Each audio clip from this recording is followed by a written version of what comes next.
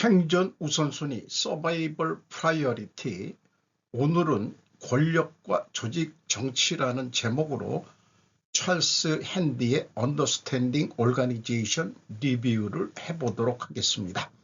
구독, 좋아요 부탁드립니다. 권력과 조직 정치 편집 내용 12장까지 돼 있고 마지막 뒷말도 있습니다만은 4가지만 선택을 해서 정치, 조직 이런 부분, 권력 이런 부분을 좀 정리를 했습니다. 4월 11일 날 이런 뉴스가 나왔습니다. 가족, 친구, 음식만 있으면 무너지지 않아. 90살 현자의 깨달음. 김지수 인터뷰 작가가 조선비지에서 4월 11일 날 보도한 내용입니다.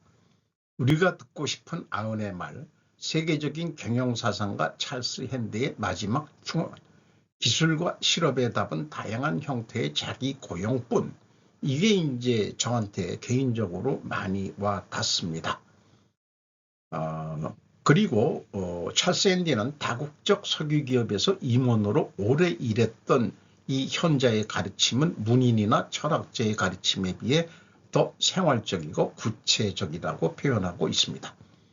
기술과 실업에 대한 유일한 해답은 다양한 형태의 자기 고용뿐이니 일찍부터 차분하게 포트폴리오 라이프를 살라고 권유하며 여러 인터뷰 기사들을 보도를 했습니다.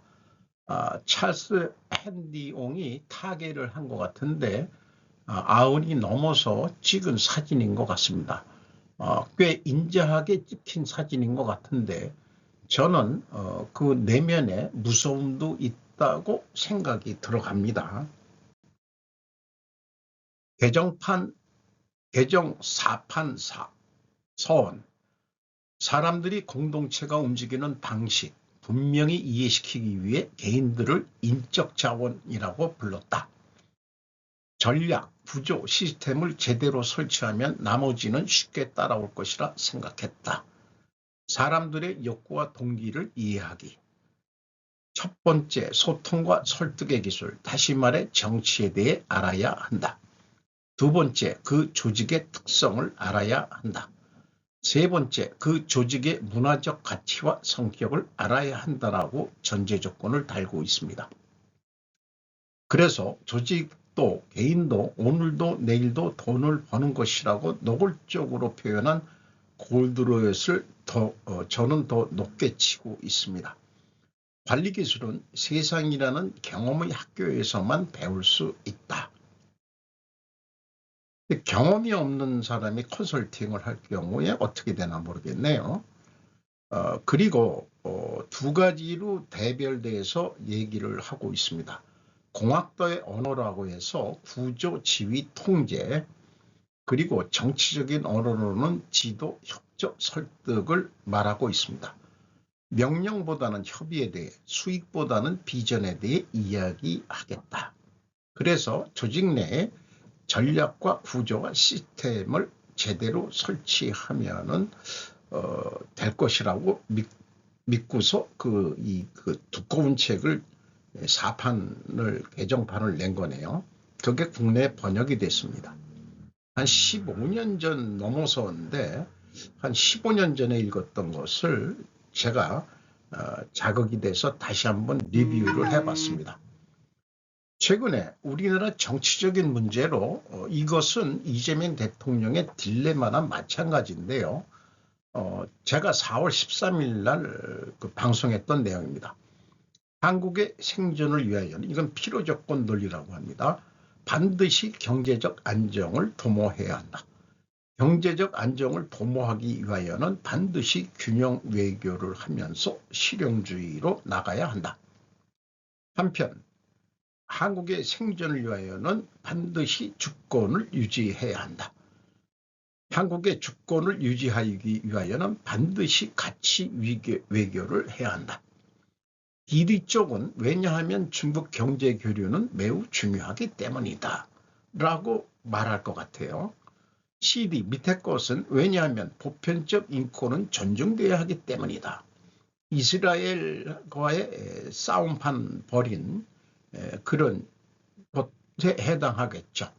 그런데 다시 읽어볼 때 찰스 앤디는 권력의 사용을 실용주의라고 부른다. 균형 외교 실용주의를 하는데 이게 권력이 있어야 된다. 이런 것으로 해석해 볼 수 있겠네요.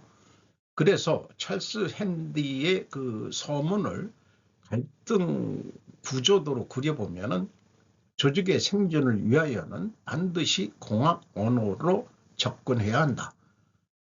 공학 언어로 접근하기 위하여는 반드시 수익을 목표로 해야 한다. 이것은 골드레깃이 주장하는 것이기도 하죠.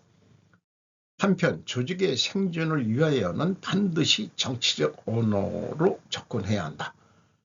정치적 언어로 접근하기 위하여는 반드시 조직의 비전을 제시하고 커뮤니케이션이 돼야 된다. 요거는 핸디 옹의 말씀이죠.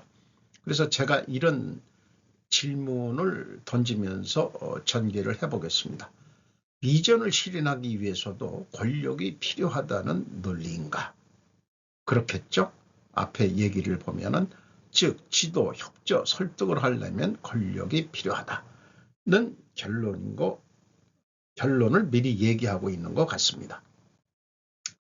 제1장 최고의 조직. 조직 구성원에 대한 연구는 예측 가능한 확실성과 무관하다는 것을 깨달았다. 조직이 처한 상황에는 너무 많은 변수가 작용하기 때문이다. 인간이 가진 고유한 능력은 그의 행동에 영향을 미치는 것들보다 우위에 있는 듯하다. 조직의 현상은 역사가처럼 전후관계에 비추어 해석하고 설명해야 한다. 불확실성이 궁극적인 독립성을 보장해 준다고 긍정적으로 생각해야 할 것 같다. 위안점. 대부분의 변수는 대체로 변하지 않는다. 변수가 근데 조직에 있어서는 그렇게 크게 변하는 것도 아니라는 것을 이해가 됩니다. 대부분의 개인은 대체로 영향을 주는 요인들을 무시하지 않는다. 대부분의 해석은 과거뿐 아니라 미래로 유효할 것이다. 분석은 행동의 중요한 전제 조건이다. 반면 분석이 없는 행동은 충동에 불과하다. 생각 없이 일을 저지르는 거, 그게 팔레스타인 그런 거 앞에 얘기한 것처럼. 그래서 저는 기업 분석을 많이 합니다만은 스루프 회계로 분석을 하고 그것을 해석하고 예측을 합니다. 저는 행동이 그 조직의 행동을 예측하는 것이니까 저는 그 예측이 저의 행동인 것으로 위안을 잡습니다. 은둔자로서. 개인들은 자신이 쌓은 개념 구조를 이용하여 자신이 관찰하는 자료를 해석합니다. 저도 물론 그렇겠죠. 많은 개념들은 의식적인 인식이 아니다.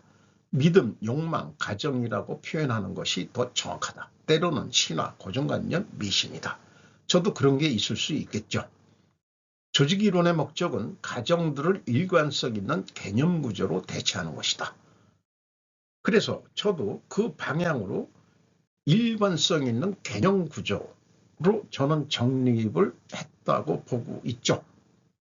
찰스 옹하고는 다른 방향인 것 같습니다만은 조직 이론의 개념들을 제대로 이해한다면 어떤 상황에서의 중요한 변수를 확인한다. 변수의 변화로 인해 발생할 수 있는 결과를 예측한다. 관리자가 영향을 줄 수 있고 주어야 하는 것들을 선택한다. 좀 추상적인 말이긴 합니다만 업무를 해본 입장에서는 감은 오는 얘기입니다.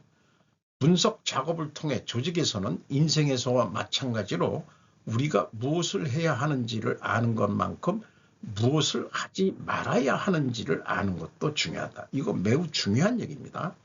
하지마 이렇게 해야 될 것을 하는 일들이 조직에서는 엄청 많죠. 효과적인 경영을 위해서는 진단, 다이아그노시스가 중요. 진단을 하고 나면 딜레마에 부딪히게 될 것이다. 효과성, 이펙티브리스는 역시 포괄적인 단어이다. 피터 드러커가 이펙티브리스라는 용어를 만들어냈죠. 딜레마를 해결하기 위한 이론은 없다라고 단정하고 있습니다. 여기에 물음표를 붙이면서 조직의 딜레마를 분명하게 밝히는 해석 방식을 구하기 바란다라고 얘기하고 있는데, 그래서 찰스 핸디 옹도 해결책은 제시하지 못한 책이라고 우선은 느끼면서 저는 골드랩 박사가 제약이론 경영을 제시했다고 판단하고 있습니다. 조직이론에 대해서 7가지를 소개를 했습니다. 조직을 생산적이고 유용한 공동체로 만들려면 조직의 배경과 역사와 목적에 대해 알아야 한다.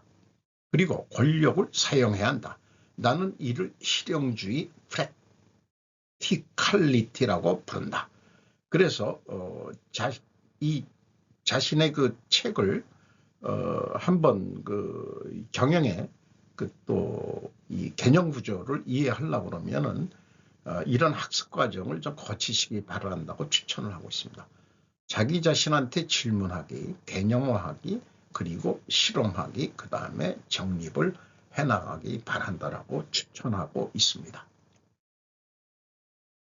5장, 권력과 영향력. 영향력이라는 게 인플루언스. 요즘 유튜브 인플루언스라는 용어들을 많이 쓰더라고요. A가 B의 태도나 행동을 바꾸는 과정이다.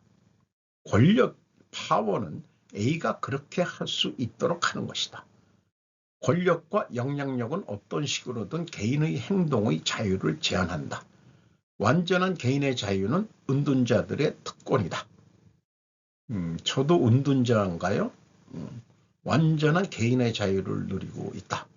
아닌데 우리 마누라한테 잡혀 살고 있는 것 같은데 약간 노땅 개그입니다. 권한, 오솔리티는 권력이 합법적으로 주어지고 공식적으로 뒷받침될 때 사용할 수 있다. 권한과 책임에 대해서 우리는 많이 배웠죠. 영향력의 원천으로의 권력, 권력의 상대성. 만약 A의 권력 원천이 B에게 중요하지 않다면 그 권력 원천은 그 상황에서 효과가 없다. 권력의 균형, 일방적인 권력은 드물다. 권력의 범위, 일반적으로 누구에게나 유효한 권력 원천은 거의 없다. 이게 우리나라 정치에 얘기할 수 있었으면 좋겠어요. 권력의 범위라는 게.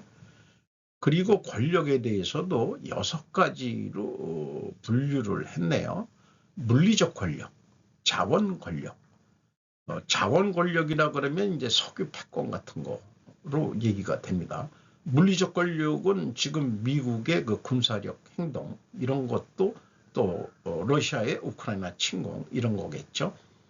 지휘 권력, 정보, 포지션 파워인데 정보, 접근권, 조직권, 전문성 권력, 익스퍼트 파워, 변호사, 판사, 의사, 이런 것도 여기에 들어갈 수 있겠죠. 회계사도 들어갈 수 있겠고, 개인적 권력, 부정적 권력, 이렇게 이제 분류를 했습니다. 제가 과학의 발전 단계로 비교하면 권력을 1단계 분류하고 책 전반의 2단계 상관관계로 풀어간 부분이 많다고 느껴집니다. 그래서 3단계 과학적 사고방식인 3단계 원인과 결과, 인과관계는 없다고 봐야 할 것 같다. 미리 제 독후감 같은 의견을 말씀드립니다. 영향을 주는 방법, 권력의 원천, 물리적 권력, 자원 권력, 지휘 권력, 전문성 권력, 개인적 권력, 이렇게 부정적 권력은 여기 표에 안 만들어져 있네요. 영향력 행사 방법으로 공개적입니다. 힘, 교환, 규칙과 절차, 설득 이런 거로 분류를 했고, 비공개적 방법으로는 생태학, 자성, 마그네티즘, 그리고 개인적 권력에도 자성, 마그네티즘을 표현은 없었는데 본문을 읽어보니까 이 개인적 권력도 그 자성으로 한다. 이렇게 얘기를 하네요. 교환이라는 것은 거래, 협상 또는 회유나 매수 등으로 불린다. 생태학, 환경을 조절하는 것은 간접적으로 제약을 없애거나 어떤 행동을 촉진하도록 하는 방법. 조직 개발이라든지 목적이 충돌하면 그룹이 충돌한다. 목적이 충돌하지 않도록 책임을 재조정해야 한다. 생태학 개념은 조직의 오의 보카뷸러리와 비슷한 개념이다 라고 풀어내겠습니다. 영향력에 대한 개인의 반응, 수능이 있고요. 동일시가 있고 내면화가 있다고 합니다. 그러나 이런 영향력 형태나 권력 원천은 새로운 대기업의 형태와 분명하게 들어맞지 않으며 오늘날이나 미래의 조직에서 대부분의 관리자 역할이 요구하는 과제와도 맞지 않는다. 어떻게 하면 자원 권력을 선택하고 실행할 수 있을까? 어떻게 하면 부유하면서도 착한 사람이 될 수 있는지를 고민하는 것처럼 막연한 공상에 불과한 것은 아니다. 심리적 계약, 선호하는 영향력 행사 방법, 궁극적인 권력 원천은 위생 요인이라고도 또 결론을 내고 있습니다.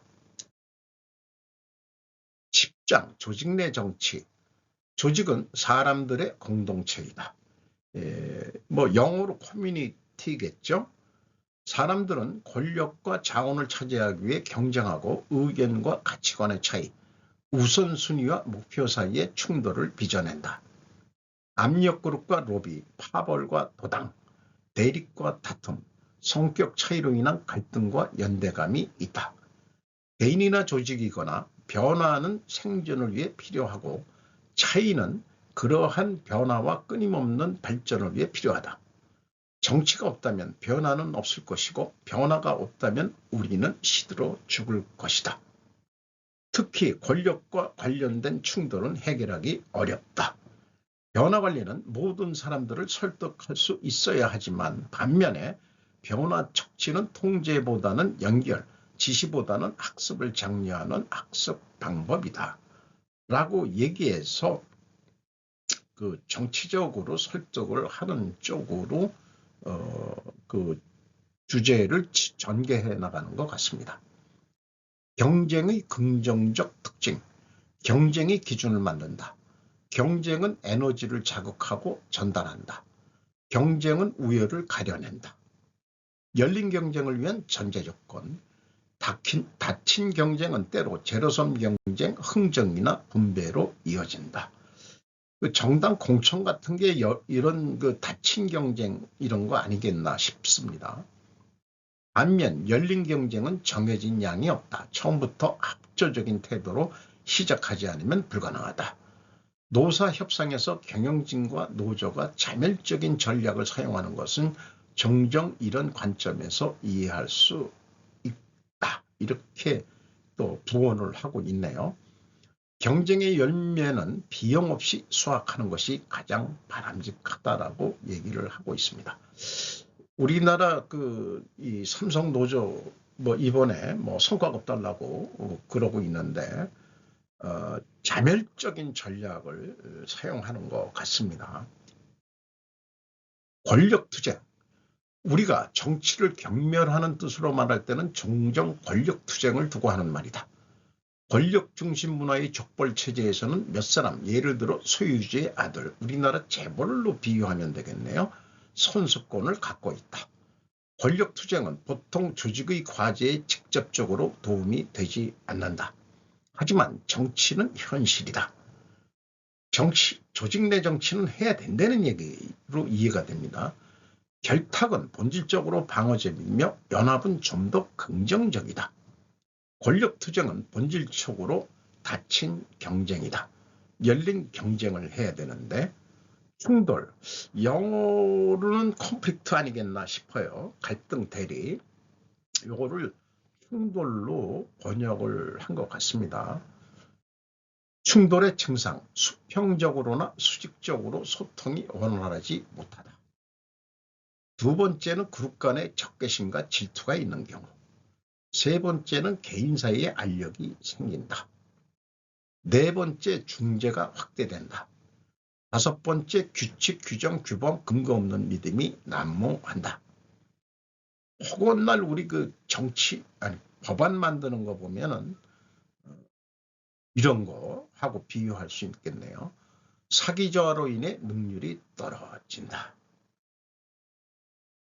그게 기업의 사기를 죽이면은 경제가 안 좋아지겠죠. 네, 그렇게 비유를 해볼 수도 있을 것 같습니다. 충돌이 생기면 대부분 조직의 고위급직에게 원망이 돌아간다. 우리나라 정치로 치면 항상 최고 지도자한테 원망이 돌아가게 되는 거죠. 정당은 정당 대표에게, 정부는 대통령에게, 법원은 그 대법원장한테, 그러면 종교는 종교 지도자에게 그렇게 되겠죠. 기업은 기업 총수에게 이렇게 원망이 돌아가죠. 사회가 불안하고 충돌이 생기면은 근본적인 질병을 그대로 두고 증상을 치료하는 것은 효과가 없다. 재발을 할 테니까요. 이것은 제약이론에서도 근본 처방을 해야 된다. 근본 원인을 그래서 찾아야 된다. 이런 얘기를 하고 있습니다. 충돌의 원인, 그것이 근본 원인인지 접근을 해보죠. 목표와 이념 사이에 마찰이 있다. 첫 번째가 1대1 공식적인 목표가 서로 어긋날 때, 이거 제가 개인적으로 쓴 책에도 이 생판회의라는 용어를 썼는데, 이분의 책에서 제가 자극을 받았었는지 기억이 안 나지만 우리 사회에서 무슨 회합을 하고 할 때 이런 용어들이 많이 나왔어요. 생산부와 영업부의 딜레마, 생판회의에서 생판 모르는 사람처럼 싸우기. 한 30년 동안 직장에서 같이 근무했는데 처음 본 사람처럼 싸움질들 한다. 이게 공식적인 목표가 서로 어긋날 때, 그래서 이게 평가 지표가 서로 다르기 때문이다. 그러니까 생산 공장장은 생산량을 달성해야 되고, 영업은 과대 생산한 그거를 팔기 위해서 동분서주를 해야 되는 그런 불만이 있으니까 수요에 맞춰서 생산량 조절을 하라고 생산해서 요구하면은 네가 생산을 해봤어? 이러면서 이제 싸움질들 한다 이거죠. 직원들을 놀릴 수 있느냐, 이런 얘기도 나오고. 그래서 모두가 만족할 방법은 없다. 전체를 위해서 조금씩 양보를 해야 된다. 이거에 대해서는 저는 의문점을 합니다. 해결책을 생산이 죽여야 될 때는 확실히 죽여야 되고, 영업이 인내를 해야 될 때는 인내를 해야 되고, 의사결정을 최고 CEO가 해야 되는 거죠. 타협, 골드렛은 절대로 타협하지 말라고 했다. 이 타협의 정치를 얘기했던 용어를 쓴 게 노무현 대통령이었죠. 저는 그 기업에 대한 얘기를 지금 정치하고 비유를 들어서 자꾸 생각하게 됩니다. 상위 목표에 합의한다. 예를 들어 수익. 이것은 기업은 오늘도 내일도 돈을 버는 것이다. 개인의 목적도 오늘도 내일도 돈을 버는 것이다라고 합의만 되면 되는 거 아니냐. 목표를 달성하는 방법에 대한 소통, 상대방에 대한 믿음, 양쪽 모두에게 이익이 될 수 있다는 가능성. 이것은 타협이라는 용어보다도 타결이라고 얘기해야 맞을 것 같습니다. 상위 목표, 조직의 이익 수익성 등등에 호소하는 것으로는 충분하지 않으며 그 목표를 양쪽에서 받아들여야 한다. 또한 대안을 결정하는 방법에 대한 합의와 필요한 정보가 있어야 한다. 물론 있어야 하죠. 그러니까 기업 정보를 숨기지 말고 얘기를 해야 되는 거죠. 오픈 경영을 해야 되는 거죠. 1.2 역할 정의가 어긋날 때, 그 다음에 1.3 계약 관계가 불분명할 때, 갈등의 원인, 대립의 원인, 권력 투쟁의 원인들이 이런 거라고 하는 얘기죠. 동시에 여러 역할을 할 때, 감추어진 목표가 있을 때, 이렇게. 두 번째, 영역 싸움, 나와바리, 테리토리라고 그러죠. 영역 침해, 인원 과잉, 시장 점유율을 높여라. 단 이 방법은 그룹의 영장자가 시작하고 지원해야 한다. 이란 전쟁은 석유 메이저가 시장 점유율을 높이려는, 즉 석유 패권을 확대하려는 그룹의 연장자가 나선 것으로 비유코저 합니다.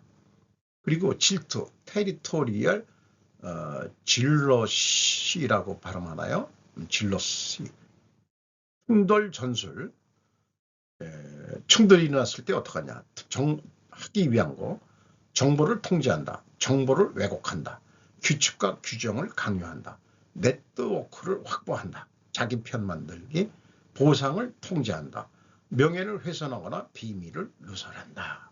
이런 일들을 기업 조직 내에서도 많이 하고, 이게 정치판에서도 이럴 것 같은 기분이 들어요. 충돌 관리 전략. 그래서 충돌이 그렇게 일어났을 때 충돌을 생산적인 경쟁으로 유도하자. 그룹이나 조직에 분명한 공동의 목적이 있다. 그게 오늘도 내일도 돈을 버는 거 아니냐. 뭐 ESG 이런 거 그냥 기본적으로 가는 거예요. 품질 이런 거 그냥 기본적으로 의무로 가야 되는 거다, 이런 얘기입니다. 목표를 향해 가는 과정에 대한 정보를 제공한다. 실패에 대해서 벌하지 않는다. 두 번째, 충돌 통제하기. 중재, 규칙과 절차, 해결책보다는 또 다른 제약으로 여겨질 수가 있는 게 문제가 있고, 조종장치, 해결사, 충돌을 해결하는 담당자를 정한다. 이것도 좀 고개를 갸웃하게 됩니다. 대질, 컴프론테이션, 역할 협상, 뭐 이런 거는 있을 수 있다고 봐요. 분리, 그리고 무시한다. 뭐 이렇게 충돌에 대해서 통제하는 방법이 있다. 변화 유도하기, 역설적이지만 차이는 변화에 필수적이다. 중요한 목표, 순이익은 그것을 효과성의 기준으로 보는 이사진을 제어하고는 많은 사람들이 움직이는 동기가 되지 않는다. 밴디는 대밍 14가지 주안점을 들었다. 저는 당당히 제약이론 경영을 주장하고 중요한 목표에 대해서 우리 제약이론에서는 TIOE를 얘기를 하고 있습니다. 스루풋, 인벤토리 턴, 운영경비, 절감. 이렇게 세 가지만 평가지표로 합의가 쉽게 될 수 있을 거라고 믿습니다. 실험적인 분위기, 변화를 위해 필요한 실험적 분위기는 호기심, 용서, 신뢰의 환경에서 번창한다. 함께하기, 조직은 아무리 훌륭해도 모순덩어리다. 정보는 실험과 혁신에 큰 도움이 된다. 실행, 뉴스트림의 활동은 과제 중심 문화와 개인 중심 문화가 섞여 있고, 메인스트림의 활동은 권력 중심 문화와 역할 중심 문화가 섞여 있다. 이렇게 그 정의를 내리고 있습니다. 권력의 균형을 바꾸기 위해서는 권력이 필요하다. 참 이게 와닿네요. 결국 정치는 우리가 그것을 권력을 위한 경쟁이라고 정의한다면 건강의 조직에 필요한 요소다. 다만 오른쪽이 승리해야 한다. 옳다는 얘기는 기업 조직에서는 정당하게 돈을 많이 벌어주는 쪽이 승리해야 한다. 비합법적이고 뭐 이런 방법으로 돈을 버는 것은 기업에서 기업 윤리로서는 나와서는 안 된다고 생각합니다. 12장 조직의 미래, 가정, 어썸션의 변화. 지금까지의 가정들은 어느 시점까지는 진실이었지만 더 이상 미래를 그러한 가정에 의지할 수 없다. 우리에게 새로운 유행, 새로운 패러다임이 필요하다. 제약이론 경영에서는 패러다임 시프트라고 표현을 하고 있습니다. 첫 번째 가정, 집중화 더하기 전문화는 효율성이라는 가정, 생산을 소비 사회의 하인으로 바꿔놓았다. 첫 번째 결함, 전문화는 이기적 전문가를 만들었다. 하기 외에 우리네 말라는 이 사자가 들어간 부류, 지금 의대 정원 뭐 이런 거가 여기에 해당하는 거겠죠. 두 번째 결함, 일의 성격이 변한다는 것이다. 이제 로봇이 수술하는 시대가 되면 의사가 맨 필요 있겠냐? 이런 것도 있을 수 있고요. 세 번째 결함, 노동의 분업화. 두 번째 가정, 계급은 당연하다. 세 번째 가정, 노동력은 비용이다. 노동력을 대차대조표가 아닌 손익계산서에 포함시킨다 해도 앞으로는 대체 이용할 것이 없는지 충분히 생각한 후에 처분해야 하는 자산으로 다루어야 한다. 임금을 수수료화한다?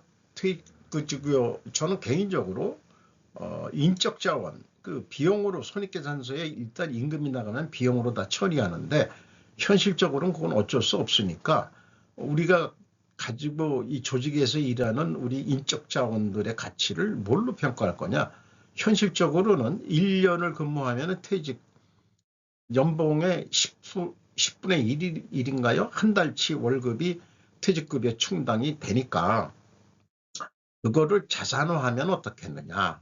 우리의 가치가 아니면은 그만큼 노후가 많이 생겼으니까 그 미국 그 개정 과목 이름으로 굿윌 지식 재산권 뭐 이렇게 표현한 무형자산이 될 수 있는 거죠. 그렇게 좀 해 나가면 어떠냐? 임금을 오늘부터라도 비용으로 안 떨고 굿윌로 하면은 한 30년 된 회사라면 그 지식재산권이 어마무시할 겁니다. 그만큼 기업의 가치를 높일 수 있는 거 아니냐. 그러면은 그 노조들도 생각이 바뀌겠죠. 주가를 어떻게 평가할지 회계 기준도 매우 중요한 거라고 생각합니다. 네 번째 가정, 조직은 소유물이다. 소유권은 전통적으로 권리와 책임이 함께한다. 조직은 소유물이라기보다는 공동체로 여겨지고 있다. 주류에 속한 사람들이 최대한 오랫동안 생각을 바꾸려 하지 않는다. 그래서 이 첫 번째 가정과 두 번째 가정은 한계에 도달했다고 봤고 세 번째 노동력은 비용이다. 그 다음에 네 번째 조직은 소유물이다. 이건 지금 당장이라도 버려야 될 가정이다. 여기에 저는 요거는 전적으로 동의합니다. 미래를 내다보는 단서, 커뮤니케이션의 혁명, 정보를 움직이는 것은 점점 더 싸진다. 임금보다 수수료, 외주를 뭐 벌써들 많이 하고 있습니다만은 제가 다녔던 조직에서도 전문적으로 하는 데를 그 하도급 도급사장이라고 도급비라고도 명칭을 붙여가지고 일자리 사장자리를 만들고 또 이런 식으로 해서 외주 처리하는 거로 수수료 성격이다. 그러니까 이 직영진호는 좀 소수로 가고 외주로 처리하는 방식도 있지 않겠느냐. 기업 대 기업의 거래로서 그런 비용 처리가 가능할 것이고요. 기계가 아닌 도구로 내가 있다. 로봇은 현대인의 도구가 되었다. 기술 발전이 우리를 자급자족의 시대로 돌아가게 만들고 있다. 우리나라 그 수출을 주도로 하기 때문에 자급자족은 우리나라는 좀 어렵죠. 미국은 자급자족이 될 수 있을 거예요. 질적인 경제, 경제학은 부가가치 이런 좋은 말로 썼는데 돈을 벌자는 거에 대한 연구다. 노골적으로 경제학도 좀 너무 학문적으로 연연하지 말고 돈을 어떻게 하면 버느냐가 경제학의 기본 의무 아니냐. 이렇게 얘기를 하게 이것을 퀄리파이 에코노믹이라고 얘기를 해야 될 것 같네요. 가능성과 문제점, 미래에 대해서 연방제 조직, 개인의 자율성과 조직의 경제성을 결합하는 방법이다. 연방제는 분권화, 지방 분권과 미묘한 차이가 있다. 중앙정부에서 지방자치를 하게 만들어주는 게 아니고 지방을 통제하고 예산도 주는 게 아니고 연방제는 모두의 이익을 위해 중앙의 권력을 일부를 양도하는 구성 부분에서 권한이 있는 것이다. 미국의 연방제가 현재로서는 괜찮지 않느냐는 의견들이 많은 것 같습니다. 지주회사 개념은 점차 조직과 관련된 의미를 갖게 될 것이다. 연방 조직과 딱 들어맞는 것은 계약 조직의 개념이다. 미래의 조직 세 가지 범주. 첫 번째 그룹은 핵심 관리자들과 전문가들, 그리고 개인과 그룹, 그 다음에 파트타임이나 교대직으로 필요한 유동성 제공. 이런 식으로 어떤 분류들이, 미래의 조직들이 이렇게 생기지 않겠느냐. 계획의 새로운 패턴, 실험적 접근 방식은 계획을 이사회로 돌려준다. 왜냐하면 시나리오보다는 연속적인 의사결정이 중요하기 때문이다. 우리는 혁명이 아닌 진화를 바란다. 여기에 구체적인 그 사례로서는 북해 유전 개발할 때 의사결정을 그 실무진에서 하기보다는 최종 연속적인 의사결정을 위해서 이사회가 계획을, 플랜을 이사회로 돌려준다라는 표현을 했네요. 이분도 뭐 그 직장 경력은 메이저 석유 회사에서 일했던 것 같습니다. 그 영국인지 미국인지 그건 잘 영국인 것 같아요. 오늘도 좋은 하루가 되시기 바랍니다. 굿아이. 아까 그 최고 지도자들이 책임을 전가하는데 국민 개개인들도 충돌이 일어났을 때 내가 잘못한 것은 또 뭐가 있는지도 또 언론도 그런 책임감을 좀 느껴야 되겠고 기업도 느껴야 되겠고 원망을 들었을 때 국민들이 개돼지다라고 얘기를 들었을 때 한번 생각해 봐야 되고 두서없이 그 리뷰를 했습니다만은 나름대로 전체를 한 것도 아니고 권력과 조직 정치를 비유를 들어서 그 조직에 대한 이해 이런 것을 오늘 정리를 해봤습니다. 마치도록 하겠습니다.